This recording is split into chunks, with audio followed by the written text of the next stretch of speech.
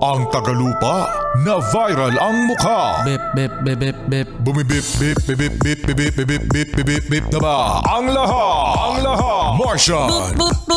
Enrico Pañero. Bip, bip, bip, bip, bip. Bip, bip, bip, bip, bip, bip, bip. Bip, bip, bip, bip, bip. Mga bata! Mga yes friend! Good morning!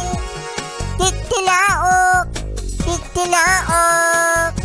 Hello pala sa mga yes friend natin, Martian, na mga ninong at ninang ng bayan. Hanggang ngayon ba mga yes friend, meron pang kumukuha sa inyo na ninong o kaya naman ay ninang ng kaibigan ninyo? Kasi usually mga yes friend, kapag meron kayong kaibigan, pagkatapos merong baby na bagong panganak, ayan, tapos sinabi na, uy, friend, ninong ka.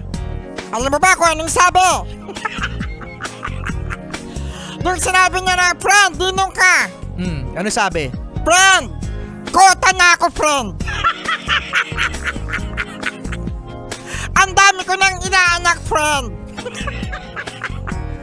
Ayoko na. 3 pages na, chapter 7. Yung listahan ng mga inaanak ko, dadagdag pa yan? At saka, friend, hindi naman tayo masyadong close. Saka hindi ako magandang model dyan sa anak mo. Masama ugali ko. Isa pa, kuripot. Walang mapapalayang anak mo sa akin, friend. Huwag mo ko gawing ninong. Yan ang magandang excuse. Kasi sabi nila mga yes friend, na bawal daw tumanggi. Sabi lang naman nila, which is hindi ko alam kung sino.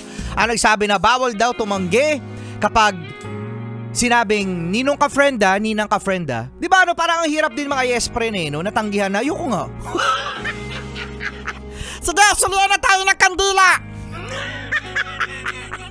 Yung kandila mo, akin na. Sali mo na sa akin. Ayaw mo pala. Araw-araw na nakangiti